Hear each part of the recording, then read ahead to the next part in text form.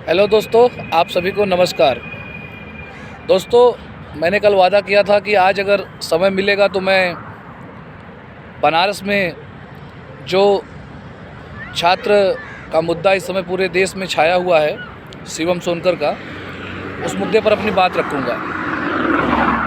वैसे शिवम सोनकर का मुद्दा पूरे देश में विभिन्न पार्टियों के द्वारा, विभिन्न जात के नेताओं के द्वारा, विभिन्न सामाजिक संगठन के द्वारा उठाया जा रहा है और हम लोगों ने भी अपने सोशल मीडिया पेज से अपनी बातें रखी थी। तो कल मेरे दिमाग में आया कि क्यों ना उस संदर्भ में कुछ बातें आप लोगों के बीच में शेयर की जाए। तो जैसा कि मैं आप लोगों के सामने यह बात उठाना चाह रहा हूँ कि अभी देश में जो औरंगजेब, बाबर, राणा सांगा और जो भी जिनके जो आदर्श हैं वो लोग अपने अपने तरीके से उठा रहे हैं। मेरा सवाल ये है कि ठीक है, हम अपने महापुरुषों का सम्मान करें, गद्दारों को गद्दार कहें, अच्छों को अच्छा कहें, लेकिन क्या जितना मामला इस मुद्दे में उठाया गया है, जिस मुद्दे से शिवम सोनकर जैसे छात्रों का कोई भला होने वाला नहीं है, लेकिन मैं आप लोगों से यह पूछना चाह रहा हूँ कि क्या शिवम सोनकर को न्याय मिलेगा, और मिलेगा तो कैसे मिलेगा, कब तक मिलेगा? इसका जवाब शायद अभी किसी दल के, किसी भी पार्टी के नेता के पास नहीं है। और मैं किसी नेता का नाम नहीं लेना चाहता, अपने अपने स्तर से सब लोग अपनी बातें रख रहे हैं, लेकिन जब बात आती है तो सबसे बड़ा सवाल उठ जाता है कि क्या शिवम सोनकर, जो कि सामान्य कैटेगरी में भी सेकंड रैंक लाकर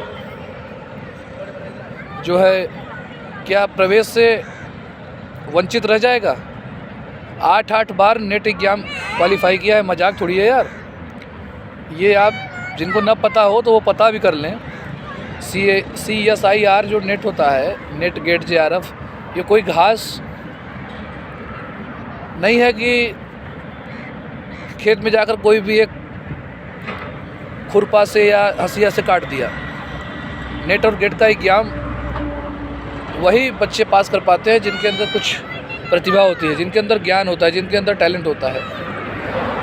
तो शिवम सोनकर के साथ जो न्याय हो रहा है उसमें मैंने देखा कि भारतीय जनता पार्टी के हमारे जितने भी सपोर्टर हैं, वो पिछड़ी जात से हैं, अगड़ी जात से हैं या दलित समाज से हैं, उसके साथ कोई भी ऐसा बहुत कम ही लोग हैं जो उसके साथ खड़े हो रहे हैं और उसके मुद्दे को उतना तवज्जो नहीं दे रहे हैं जितना कि अन्य मुद्दों पर, जिसमें कोई बहुत ज़्यादा उससे लाभ नहीं होने वाला अपने देश के लोगों को या किसी व्यक्ति का लाभ होने वाला है। हाँ, देश में नफ़रत की जो फसल बोई जा रही है, इसका अंजाम कोई अच्छा नहीं आएगा, क्योंकि नफ़रत जो बोई जा रही है उसका अंजाम बुरा ही आएगा। तो यह या तो भारतीय जनता पार्टी से जुड़े हुए हमारे जितने साथी हैं वो इस मुद्दे को इसलिए नहीं उठा रहे हैं, यह एक सोनकर समाज का मामला है, SC समाज के अंतर्गत आता है, और इसीलिए भारतीय जनता पार्टी पर आरोप लगते हैं कहीं ना कहीं वो दिखाने के लिए कि हम SC समाज के नेताओं को मंत्री, मिनिस्टर, विधायक बना देते हैं। आज एक SC समाज का मामला है, दलित समाज का मामला है, और इस देश की दलित समाज की राष्ट्रपति हैं। क्या उनके कानों पे या उनको खबर नहीं है?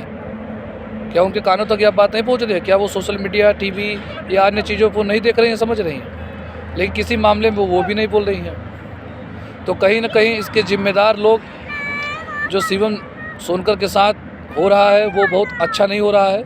मैं सभी साथियों से आग्रह करूँगा कि शिवम सोनकर के साथ, और शिवम सोनकर के साथ नहीं, कोई भी छात्र हो, छात्र होता है, वो जाति का न उसे न बनाया जाए, उसके साथ खड़े हों और उसका हक और अधिकार दिलाएं। वो योग्य है, वो ऐसा तो नहीं है कि वो सिफारिश कर रहा है या अयोग्य है या वो फीस नहीं दे रहा है। वो योग्य है, वो टैलेंटेड है, उसने एग्जाम क्वालिफाई किया है, BHU में एडमिशन के कैटेगरी में आता है, तो उसके साथ न्याय हो। लगभग कई रातों से वो BHU के बाहर जो है लगातार धरना प्रदर्शन कर रहा है, रो रहा है, गा रहा है, लेकिन किसी के ऊपर कोई फर्क नहीं पड़ा है। अगर आपको लगता है कि शिवम सोनकर भी आपके ही समाज का व्यक्ति है, आपके ही भाई है और आपके ही हिंदू समाज से आता है, तो सभी हिंदू संगठनों से निवेदन है, सभी पार्टी के लोगों से निवेदन है, सभी जात के लोगों से निवेदन है कि उसकी आवाज़ उठाएं और उसको न्याय दिलाने का काम करें। आप सभी की बहुत बहुत कृपा होगी। बहुत बहुत धन्यवाद। जय हिंद, जय भारत।